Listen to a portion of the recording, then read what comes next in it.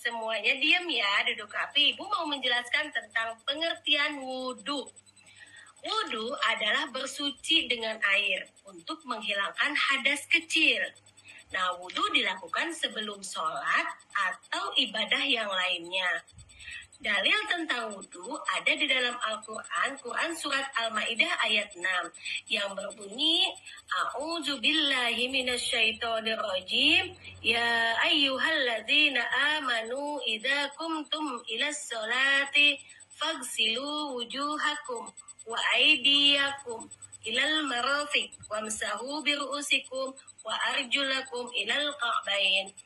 Yang artinya, hai orang-orang yang beriman, apabila kamu hendak mengerjakan sholat, maka basuhlah mukamu dan kedua tanganmu sampai siku. Kemudian, usaplah kepalamu dan kedua kakimu hingga mata kaki. Itu dalil tentang wudhu ya. Selanjutnya, Ibu mau menjelaskan tentang rukun wudhu. Apa itu rukun wudhu?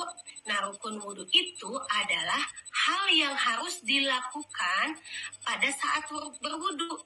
Jadi kalau dari keenam hal ini tidak dilakukan, wudhunya jadi tidak sah ya. Yang pertama, rukun wudhu itu niat.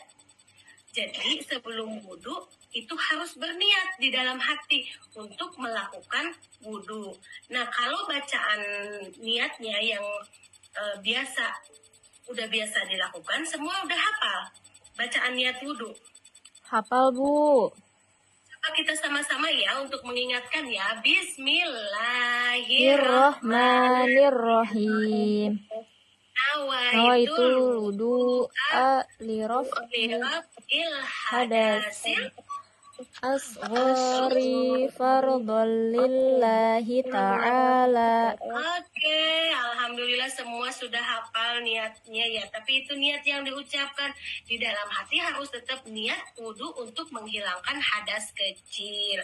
Yang kedua, setelah niat, sebenarnya ini bukan setelah niat ya, ini berbarengan. Membasuh muka itu, membasuh wajah itu berbarengan dengan niat. Jadi niat dalam hati, kemudian membasuh wajah. Yang ketiga, membasuh kedua tangan. Membasuh kedua tangannya itu sampai mana? Sampai siku ya, jangan cuma sampai pergelangan, tapi harus sampai siku. Nih, sikut ini seperti ini ya, ini namanya sikut. Kelihatan nggak anak-anak? Kelihatan, Bu. Oke. Yang selanjutnya nomor 4, rukun wudhu itu mengusap sebagian kepala. Jadi nggak usah semuanya dibasahin ya, hanya sebagian saja boleh dari atasnya begini ya. Mengusap sebagian kepala. Yang kelima, membasuh kedua kaki sampai mata kaki. Hati-hati ya, membasuh kakinya jangan asal-asalan, tapi harus mata kakinya harus tercuci, harus terbasuh. Dan yang terakhir, rukun wudhu itu adalah tertib. Apa itu tertib? Tertib itu mendahulukan urutan yang pertama hingga urutan yang kelima. Jadi nggak boleh diselang-seling, nggak boleh ditukar-tukar urutannya ya.